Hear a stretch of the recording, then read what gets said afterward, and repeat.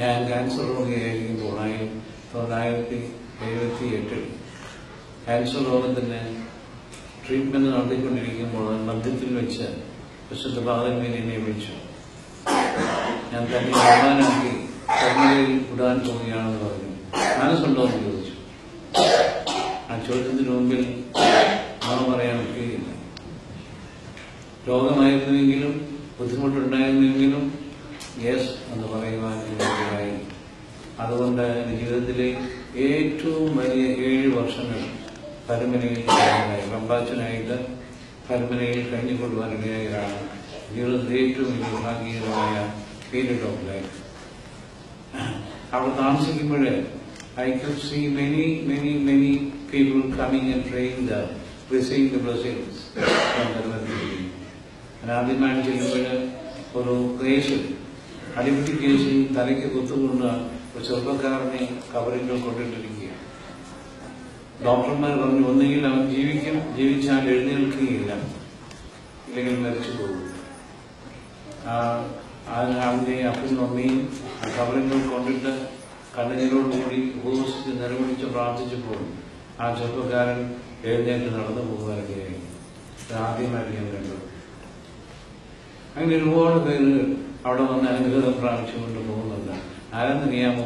കണ്ണുനീരോടുകൂടി പ്രാർത്ഥിക്കുന്നത്. ഉപവസിച്ച് പ്രാർത്ഥിക്കുന്നവർക്ക് അവിടെ അനുഗ്രഹമുണ്ട്. ചില സൂത്രത്തിൽ വരും. സൂത്രത്തിന്റെ നേർച്ചയ്ക്ക് കിട്ട അനുഗ്രഹം പ്രാകാരം കിട്ടുകയില്ല. അത് ഏറ്റവും വലുത് സഭയുടെ സ്വീകരണം കൊടുക്കുന്നതിന്റെ കള്ളം പറയും.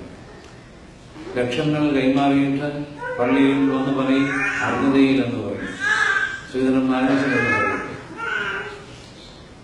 അങ്ങനെ പറയുന്ന ഒരു ജാതി ഓർത്തഡോക്സുകാരന് പള്ളിയിൽ വന്ന് ദൈവമുമ്പാകെ നിന്ന് കള്ളം പറയും.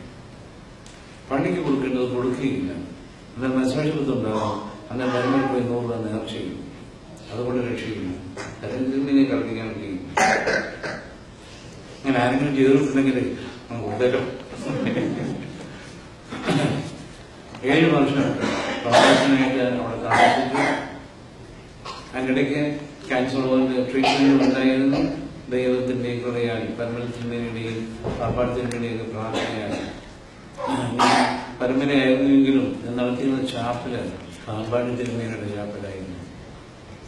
അതൊന്ന് പൊളിച്ചു പണിയുവാനായിട്ടുള്ള സംരംഭം തുടങ്ങിയപ്പോഴാണ് എനിക്ക് ക്യാൻസർ രോഗം വന്നത്. സാധാരണ സമ്മതിക്കില്ല, പൊളിക്കാനും പണിയാനും സമ്മതിക്കുന്നില്ല. പക്ഷേ പൊളിഞ്ഞു പണിഞ്ഞപ്പോൾ രോഗം വന്നെങ്കിലും സൗഖ്യം പ്രാപിക്കുവാനിടയായി. ഞാൻ ഹോസ്പിറ്റലിൽ പോകുന്നതിന് മുമ്പ് അവസാനം അച്ഛനായിട്ട് കുർബാന ചൊല്ലി നിർത്തിയത് അറിഞ്ഞില്ല. അവിടെ നിർത്തിയത് അന്ന് കുർബാന ചൊല്ലി ഇറങ്ങി വന്നപ്പോൾ രോഗമുണ്ടെന്ന് അറിയാൻ വയ്യായിരുന്നു. ഞാൻ ആകപ്പാട് വിയർത്ത് കുളിച്ച് കിട്ടുന്ന കുർബാനയെല്ലാം നനഞ്ഞ് വളരെ അവശനായിട്ടാണ് ഞാൻ കുർബാന കഴിഞ്ഞ് ഇറങ്ങി വന്നത്. അത് കഴിഞ്ഞ് ഞാൻ പഴയ സെമിനാരിയിൽ ചെന്നു. പെട്ടെന്ന് വേദന വന്നു. ഹോസ്പിറ്റലിൽ പോയി ഡയഗ്നോസിസ് നടത്തി. ക്യാൻസർ രോഗമാണ് എന്ന് അവിടെ അങ്ങനെ പരമത്തിൻ്റെ കബറത്തെ അവസാനം കുർബാന കഴിഞ്ഞിട്ടാണ് പോയത്. എന്തായാലും അതെല്ലാം അനുഗ്രഹമായിരുന്നു. ഇന്ന് ഈ നിലയിൽ നത്രാജനായിട്ട് വരുവാനുള്ള ദീർഘവീക്ഷണവും പരിശുദ്ധ മാതാവിനുടെയാണ്. അവിടെ റംബാനാക്കി 7 വർഷം താമസിച്ചു. മെത്രോപൊളിറ്റൻ ഇലക്ഷൻ വന്നപ്പോൾ എല്ലാവരും അപേക്ഷ കൊടുത്തു. അതിന്റെ വോട്ടിങ്ങും പ്രവർത്തനങ്ങളെല്ലാം നടത്തുകയായിരുന്നു. എൻ്റെ അടുത്ത് എനിക്കറിയാൻ വയ്യാതെ അപേക്ഷ കൊടുക്കണമോ. എന്തായാലും ഒരു അച്ഛൻ അപേക്ഷയും കൊണ്ട് വന്നു. ഒപ്പിട്ട് കൊടുക്കണം. 30 മാനേജിംഗ് കമ്മിറ്റി മെമ്പേഴ്സ് ഒപ്പിട്ട് കൊടുത്തെങ്കിലേ കിട്ടുകയുള്ളൂ പറഞ്ഞു. ആ ആപ്ലിക്കേഷൻ ഞാൻ ഇപ്പോഴും വാങ്ങിച്ചെൻ്റെ മേശയ്ക്കകത്തിരിക്കുന്നു. ഞാൻ പറഞ്ഞു അപ്ലൈ ചെയ്ത് കിട്ടേണ്ട ജോലിയല്ല ഇത്, അല്ലാതെ കിട്ടുന്നെങ്കിൽ കിട്ടിയാൽ മതി. എന്തോ അങ്ങനെ പറയാൻ എനിക്ക് തോന്നി. അങ്ങനെ ഞാൻ നോമിനേഷൻ കൊടുത്തിട്ടില്ലായിരുന്നു.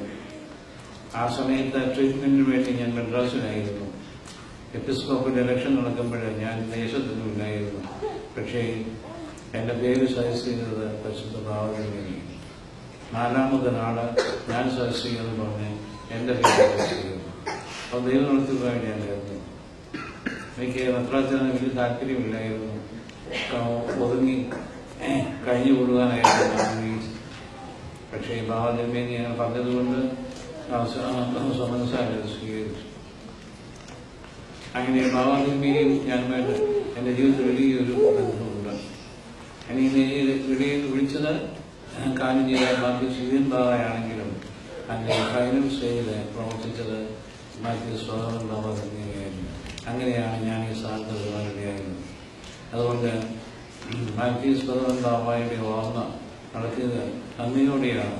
പരമ്പരയ്ക്കുണ്ടായ എല്ലാ അനുഗ്രഹങ്ങളും അല്ലെങ്കിൽ ഇന്ന് നാനാവിധമായി പോയിരുന്നു. ആർക്കും അത് പിടിച്ചെടുക്കുവാൻ വയ്യാത്ത അവസ്ഥയിലായിത്തീരുമായിരുന്നു. ഇന്ന് അത് വലിയ സഭയുടെ വലിയ സ്പിരിച്വൽ സെന്ററായി തീർന്നിരിക്കുകയാണ്. പക്ഷെ നമ്മളത് വേണ്ട തരത്തിൽ ഉപയോഗിക്കുന്നില്ല എന്നുള്ള ഒരു പോരായ്മയും ആവശ്യപ്പെടുന്നു. അതിനെങ്ങനെയല്ല ഉപയോഗിക്കേണ്ടത്. അത് പള്ളി പണിഞ്ഞു. പള്ളി പണിഞ്ഞ് ഞാനിങ്ങനെ തമാശയിൽ പറയും, 3 കോടി രൂപ ചെലവാക്കി പ്രാവിൻ കൂട് പണിഞ്ഞെന്ന് ഞാൻ പറയുന്നു. പ്രാവിന് അതൊക്കെ കിട്ടിപ്പോയി. കിട്ടാനുള്ള ഒരു മനോഭാവം ആദ്യ കാണുന്നത് നിർഭാഗ്യവശാണ്. ഞാൻ വളരെ വിരളമായിട്ട് ആ പള്ളിയിൽ പോകാൻ എഴുതുകയുള്ളൂ. ഞാൻ ചാപ്പലിലേ എഴുതുകയുള്ളൂ. കാരണം അത്രമാത്രം ബുദ്ധിമുട്ടാണ് നിങ്ങൾ പോകാൻ എഴുതാനായിട്ട്. എന്നാലും അനേകം ലക്ഷങ്ങൾ ആളുകൾ അവിടെ വന്ന് പ്രാർത്ഥിച്ച് അനുഗ്രഹങ്ങൾ ആവശ്യമുണ്ട് പോകുന്നുണ്ട്.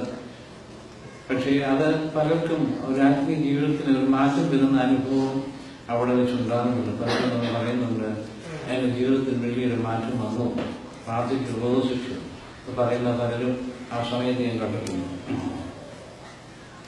അങ്ങനെ ഈ പരമ്പര നമ്മുടെ എല്ലാവരുടെയും ഒരു സ്പിരിച്വൽ കേന്ദ്രമാണ്. അവിടെ നിന്ന് അനുഗ്രഹങ്ങൾ ഒഴുകുകയാണ്. എന്താണ് പരമ്പരയുടെ പ്രത്യേകത?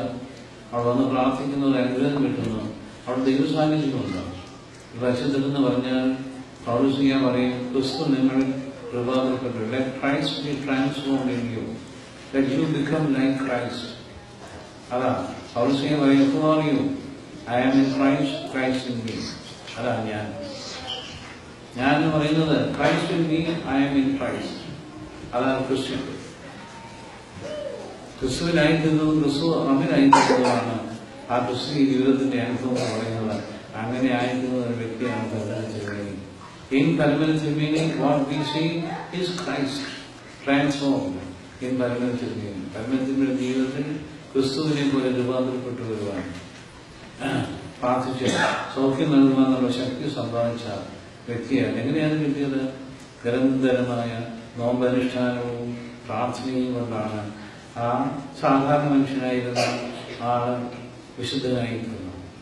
ഇതെല്ലാവർക്കും അവകാശപ്പെട്ട പദവിയാണ്.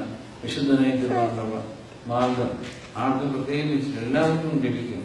ദൈവത്തെ അനുസരിച്ച് ഉപവസിച്ച് പ്രാർത്ഥിച്ച് അനുഭവിച്ച് ജീവിക്കുന്ന എല്ലാവർക്കും അനുഭവം ഉണ്ടാകും. രോഗസൗഖ്യം കൊടുക്കാനുള്ള ശക്തിയും നമുക്ക് കിട്ടും. അതുകൊണ്ട് പരിശുദ്ധനായ പരമേശ്വരന്റെ ജീവിതം നമുക്ക് ഒരു ഇൻസ്പിറേഷൻ ആയിരിക്കും. ലോകത്തിന്റെ ഏത് ഭാഗത്ത് പോയാലും നല്ലവരായി ജീവിക്കുക, നല്ല ക്രിസ്ത്യാനികളായി ജീവിക്കുവാണ്. ഉപവാസത്തോടും പ്രാർത്ഥനയോടും അനുതാപത്തോടും കൂടി ജീവിക്കുവാനുള്ള സോഴ്സ് ഓഫ് ഇൻസ്പിറേഷൻ ആയിരിക്കണം. For leading a prayerful life of Lent, ഉപവസിച്ച് പ്രാർത്ഥിച്ച് ലൈഫ് ഓഫ് റിപ്പൻറ്റൻസ്.